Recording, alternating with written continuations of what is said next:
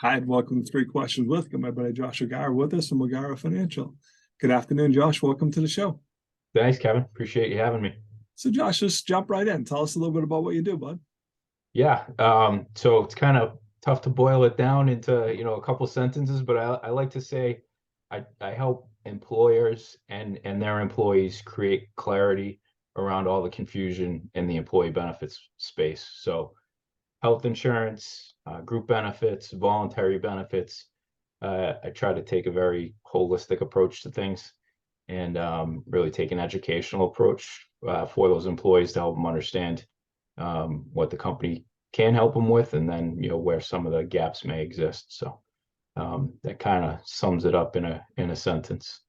But, Josh, I can relate to that as a former CFO of a bank.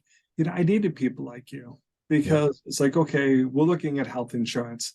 Now, Josh, as I just mentioned, I'm CFO of the bank, looking at cost, bud.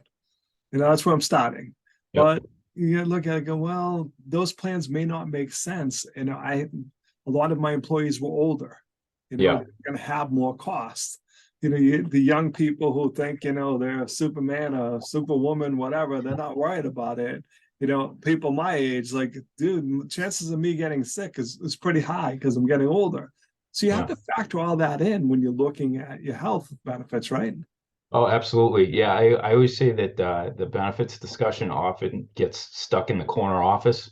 So business owner, CFO, HR director, everybody gets together, kind of talks about the best options that are available at that given point in time. But as you said, there are many different generations in the workforce. Within the generations, there are different um, needs in terms of coverage and that sort of thing. So there's some changes going on in the market right now. There's some options available that provide a little bit more choice um, for the employees. There's an added layer of complexity there because people really aren't used to purchasing health insurance. So what sort of parameters do you use to make those decisions? Yeah, you're absolutely right. There's a whole range of different considerations, and most of the time the employers aren't really interested in actually making those decisions for employees. There's things like individual coverage HRAs that are available now. The Health Connector for Business has the ability to create up a choice model within the health plan selection. So there are options available. It's not the old school one or two plans and Mhm. have people choose between them. Yeah. But then there's an added layer of education that needs to go along with that. Josh, I like that you mentioned supplemental benefits because you just see people have a life event, they missing work, they have a lot of out of pocket expenses, and it's just enough to start that spiral downwards. They didn't have that extra couple $1,000s that they needed to pay out of pocket. Is that kind of how that all fits in? Yeah, absolutely. And again, it's really a matter of having those conversations with the employees to help them understand their individual situation. Um, you know, the average American right now can't afford more than a $500 emergency. In the event that something happens and they need access to more liquidity than $500, they're often putting that on a credit card, dipping into their 401k. So there's a whole host of other financial considerations that need to be taken into account when choosing health insurance. And then, with health insurance, every year it costs more and it covers less. So how do you address that? And not only address it, but address it without overwhelming people. Because when it comes to health insurance, a lot of people have already thrown up their hands, and you know, most people spend 5 or 10 minutes a year looking at their benefits package.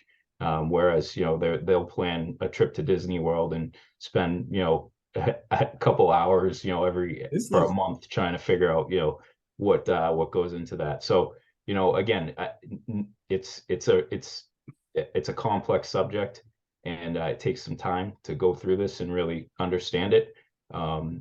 But that's really where I try to kind of differentiate myself in that space. I really like that analogy about the Disney trip. I know you were might have joking a little bit. Yeah. What I found is, people ask, the person in the cube next to them, Josh, what are you doing? Because you're married, you got a couple kids, I'm married, a couple kids.